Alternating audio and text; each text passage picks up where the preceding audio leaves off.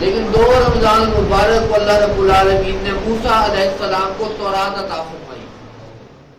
اب حضرت داؤد علیہ السلام زبور کو چھوڑ کے قرآن مجید کی تلاوت کریں گے، آدھے جنتی جو جنتی حوریں ہیں وہ آدھی بے ہوش ہو جائیں گے.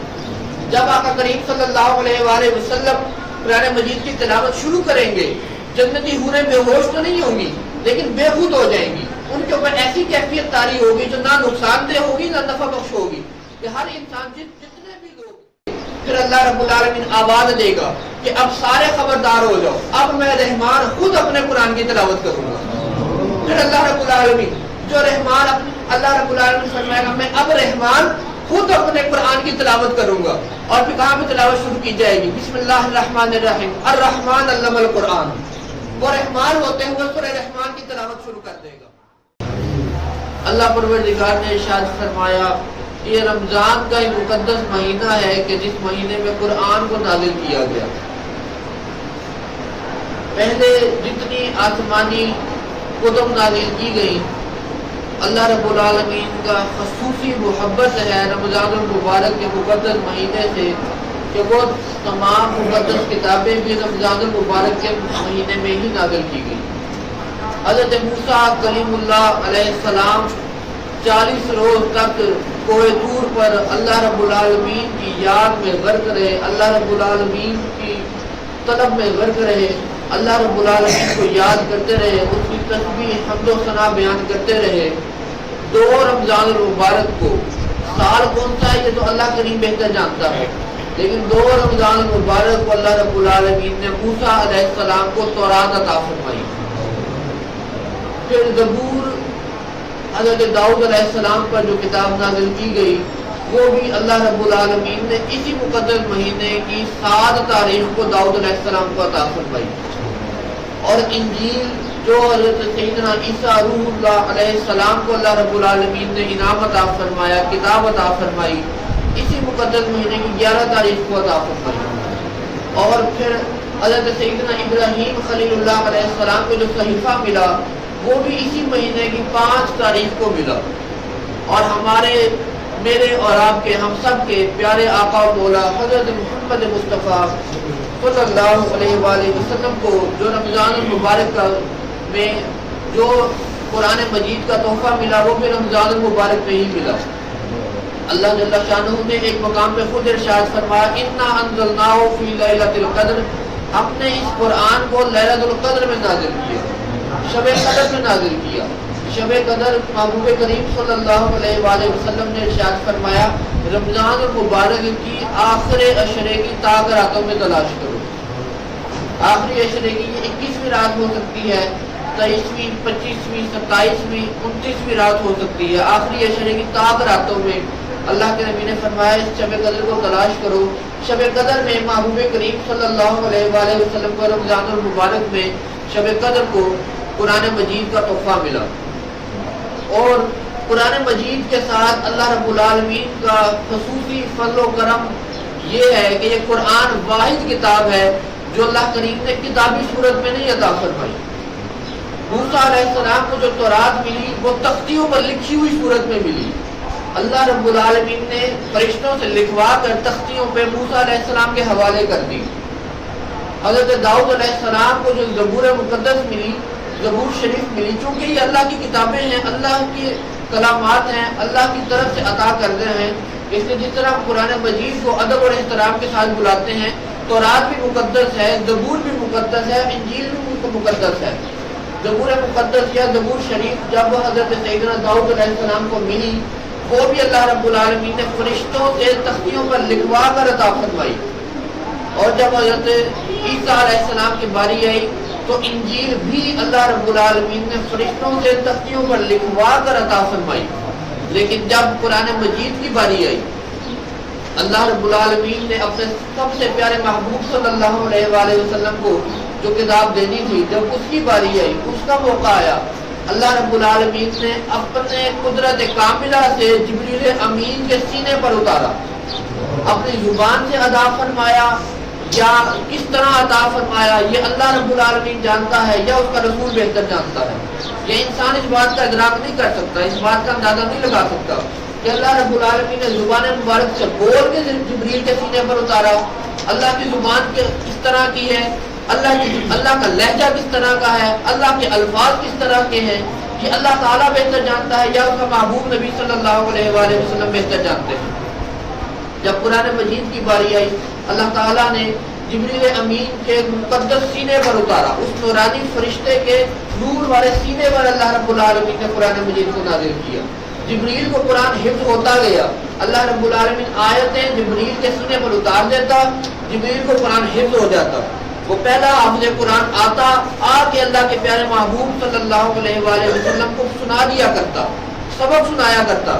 جس وقت سبق سناتا, جبریل امین کا سنایا ہوا سبق اللہ رب العالمین کی قدرت کاملہ سے آقا کریم صلی اللہ علیہ وآلہ وسلم کے سینے مبارک پہ اتر جاتا, یا وہی کے ذریعے کسی اور ذریعے سے, وہی کے کسی اور طریقے سے اللہ رب العالمین قرآن کو نبی پاک صلی اللہ علیہ وآلہ وسلم تک پہنچا دیتا. یہ حضور اکرم صلی اللہ علیہ وآلہ وسلم کے سینے مبارک پر نقش ہو جاتا, سینے مبارک پر اتر جاتا. پھر حضور اکرم صلی اللہ علیہ وآلہ وسلم اپنی زبان مبارک سے ادا فرما کر صحابہ کرام کو سنا دیا کرتے, صحابہ کرام کو سنایا کرتے. صحابہ کرام کچھ لکھ لیا کرتے, کوئی پتوں پر لکھ لیتا, کوئی اونٹ کی ہڈی پر لکھ لیتا, کوئی کسی مقام پر لکھ لیتا, کوئی کسی مقام پر لکھ لیتا, کوئی کیلے کے پتے پر لکھ لیتا, کوئی کھجور کے درخت کی چھال پر لکھ لیتا, اور پھر آہستہ آہستہ اسے یاد کر لیتے. صحابہ کرام کا طریقہ کار رہا کہ جو ہی قرآن مجید کی کچھ آیات کا نزول ہوتا, اللہ کے پیارے محبوب صلی اللہ علیہ وآلہ وسلم ارشاد فرما دیا کرتے تھے کہ ان آیات کو فلاں جگہ پہ فلاں آیت سے پہلے اور فلاں آیت کے بعد رکھنا ہے, ان آیات کو فلاں صورت میں فلاں حصے میں رکھنا ہے. صحابہ کرام اسے رکھ لیتے, پھر 5 گانا نمازوں میں 5 وقت کی نمازوں میں اسے دہراتے اور یاد کر لیا کرتے. یہ قرآن مجید واحد کلام الہی ہے جو اللہ رب العالمین نے لکھ کے نہیں دیا, بلکہ اللہ رب العالمین جبریل کے سینے پر اتارا, جبریل کے سینے سے آقا کریم صلی اللہ علیہ وآلہ وسلم تک پہنچا, اور حضور پاک صلی اللہ علیہ وآلہ وسلم نے صحابہ اکرام کو بتایا, صحابہ اکرام کے ذریعے ہم غلاموں تک پہنچا.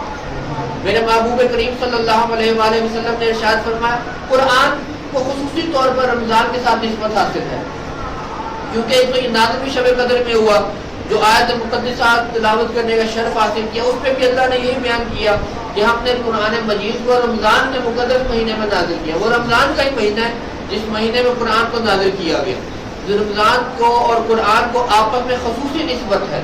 میرے محبوب کریم صلی اللہ علیہ وآلہ وسلم نے ارشاد فرمایا, حضرت ابو موسیٰ اشعری رضی اللہ تعالیٰ عنہ روایت کرتے ہیں کہ نبی پاک صلی اللہ علیہ وآلہ وسلم نے ارشاد فرمایا, روزہ رکھ کر, رمضان المبارک کا مہینہ آ گیا, اب روزہ رکھ لیا, روزہ رکھ کر قرآن پڑھنے والے کی مثال ایسے ہے جیسے کسی کے پاس ترنج کا پھل ہو.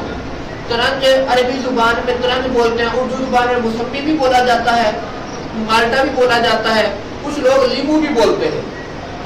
میرے محبوب کریم صلی اللہ علیہ وآلہ وسلم نے ارشاد فرمایا, روزہ رکھ کر قرآن پڑھنے والے کی مثال ترنج کی سی ہے کہ اس کی خوشبو بھی بڑی لذیذ ہے اور اس کا ذائقہ بھی بڑا مزیدار ہوتا ہے. جو روزہ رکھ کر قرآن پڑھتا ہے, جو کوئی مومن روزہ رکھ کر قرآن پڑھتا ہے, اس کی مثال ترنج کی سی ہے کہ خوشبو بھی لذیذ پاتا ہے اور اس کا ذائقہ بھی مزیدار ہوتا ہے.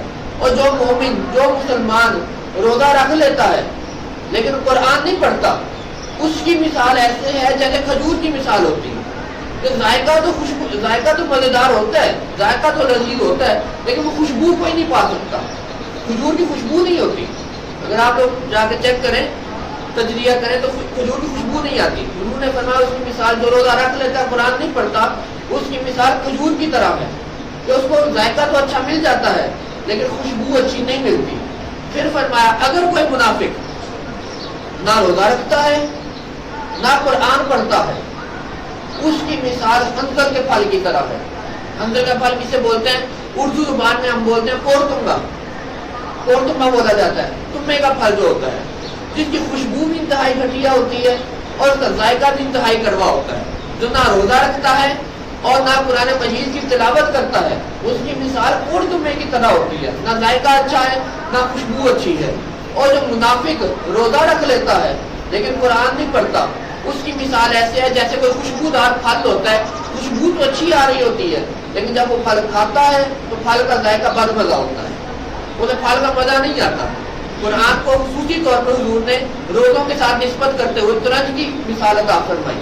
حضرت علی کرم اللہ تعالیٰ وجہ الکریم ارشاد فرماتے ہیں ترنج وہ پھل ہے جو انسان کی یادداشت کو بھی تیز کرتا ہے، جو انسان کے اندرونی معدے کی بھی صفائی کرتا ہے اور اس کی روح کو بھی تازگی عطا کرتا ہے۔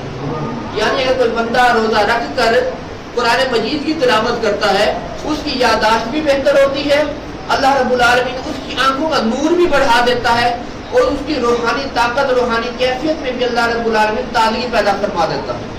یہ رمضان اور روزے کے دونوں اگر اکٹھے شامل ہو جائیں کسی بندے مومن کے پاس تو اس کی مثال اس طرح نبی پاک صلی اللہ علیہ وآلہ وسلم نے دی۔ ایک اور مقام پہ حضرت علی کرم اللہ تعالیٰ وجہ الکریم نے ارشاد فرمایا کہ اگر کوئی بندہ چاہتا ہو کہ اس کی یادداشت تیز ہو جائے اسے چاہیے کہ روزہ رکھے، روزہ رکھ کر مسواک کر کے قرآن مجید کی تلاوت کرے۔ جس بندے کی یادداشت کمزور ہو، امیر کائنات مولا علی مشکل کشا کرم اللہ تعالیٰ وجہ الکریم نے ارشاد فرمایا جس کی یادداشت کمزور ہو جائے اسے چاہیے روزہ رکھے، روزہ رکھ کر مسواک کرے، مسواک کر کے قرآن مجید کی تلاوت کرے، اللہ رب العالمین اس کی یادداشت کو بہتر فرما دیتا ہے، اس کی یادداشت کو مضبوط کر دیتا ہے، اس کی دماغی کیفیت کو بہتر فرما دیتا ہے، اس کا جو برین ہوتا ہے اس کا دماغ ہوتا ہے وہ طاقتور اللہ رب العالمین فرما دیتا ہے۔ میرے محبوب کریم صلی اللہ علیہ وآلہ وسلم نے ایک مقام پر ارشاد فرمایا کل جب قیامت کا دن ہوگا، جب حساب کتاب شروع ہونے لگے گا، حساب کتاب شروع ہونے سے پہلے اللہ رب العالمین حضرت سیدنا داؤد علیہ السلام کو آواز دے گی۔ داؤد علیہ السلام حاضر ہوگے، لبیک یا اللہ، اے میرے اللہ میں حاضر ہوں، حکم فرما۔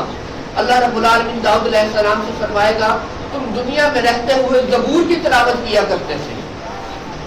داؤد علیہ السلام کا معجزہ تھا کہ جب آپ اللہ رب العالمین کی دی ہوئی کتاب زبور مقدس کی تلاوت کرتے تھے جو چرند پرند آپس میں آپ آس پاس چل رہے ہوتے تھے وہ رک جایا کرتے تھے، جو پرندے ہوا میں اڑ رہے ہوتے تھے ہوا میں ساکت ہو جایا کرتے تھے۔ اتنے خوبصورت ترنم کے ساتھ، اتنی بہترین آواز کے ساتھ سیدنا داؤد علیہ السلام اللہ رب العالمین کی کتاب کی تلاوت فرمایا کرتے تھے۔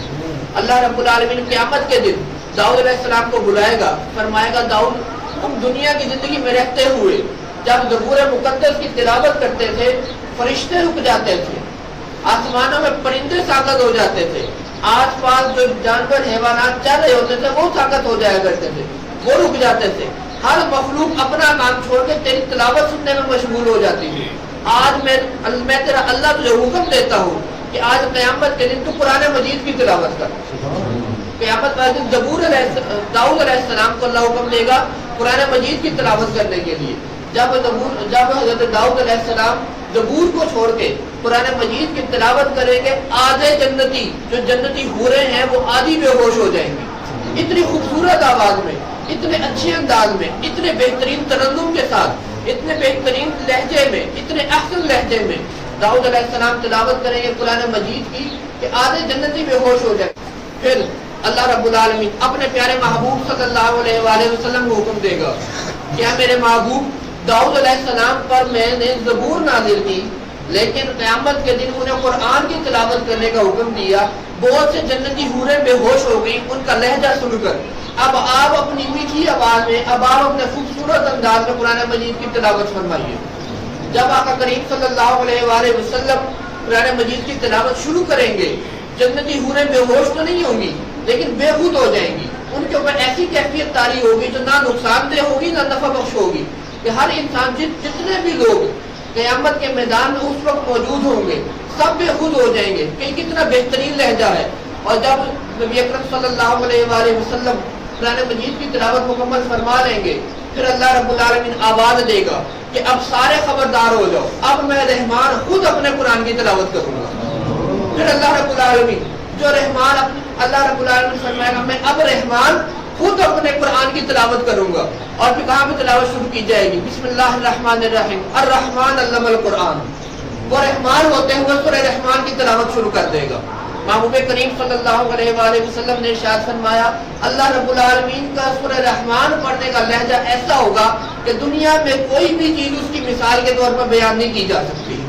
وہ کیا لہجہ ہوگا، کس طرح کی آواز ہوگی، کس طرح کا انداز ہوگا، کس طرح کی کیفیات انسانوں کے اوپر، جنات کے اوپر، حور و غلمان کے اوپر کیفیات طاری ہو رہی ہوگی، دنیا میں کوئی ایسی چیز نہیں ہے جو اس کی مثال کے لیے بیان کی جا سکے۔ محبوب کریم صلی اللہ علیہ وآلہ وسلم نے فرمایا کوئی بھی چیز اس کے مثال کے طور پر بیان نہیں کی جا سکتی۔ ایک مرتبہ حضرت ابو ذر غفاری رضی اللہ تعالیٰ عنہ نے محبوب کریم صلی اللہ علیہ وآلہ وسلم کی بارگاہ میں عرض کیا حضور مجھے کوئی وصیت فرمائیے۔ اللہ کے پیارے نبی صلی اللہ علیہ وآلہ وسلم نے ارشاد فرمایا اے ابو ذر تقویٰ کو مضبوطی سے تھامے رکھو۔ تقویٰ اللہ کا خوف، اللہ کا ڈر ہر معاملے میں۔ اللہ کے نبی نے فرمایا تقویٰ کو مضبوطی سے تھامے رکھو کہ تقویٰ تمام کاموں کی جڑ ہے۔ تم جو بھی کام کرو گے تقویٰ اسے سامنے رکھو، تمہارا کام انشاءاللہ بہترین ہوگا۔ پھر حضرت ابو ذر غفاری رضی اللہ تعالیٰ عنہ نے عرض کی حضور مجھے اس سے بھی مزید کچھ وصیت فرمائیے۔ محبوب کریم صلی اللہ علیہ وآلہ وسلم نے ارشاد فرمایا قرآن کی تلاوت کو اپنے اوپر لازم کر لو کہ یہ دنیا میں بھی تمہارے لیے نور پیدا کرے گا اور آخرت میں بھی تمہارے لیے نور پیدا کرے گا۔ قرآن کی تلاوت کو اپنے اوپر لازم کر لو، یہ دنیا میں بھی تمہارے لیے نور ہے اور آخرت میں بھی تمہارے لیے نور ہے۔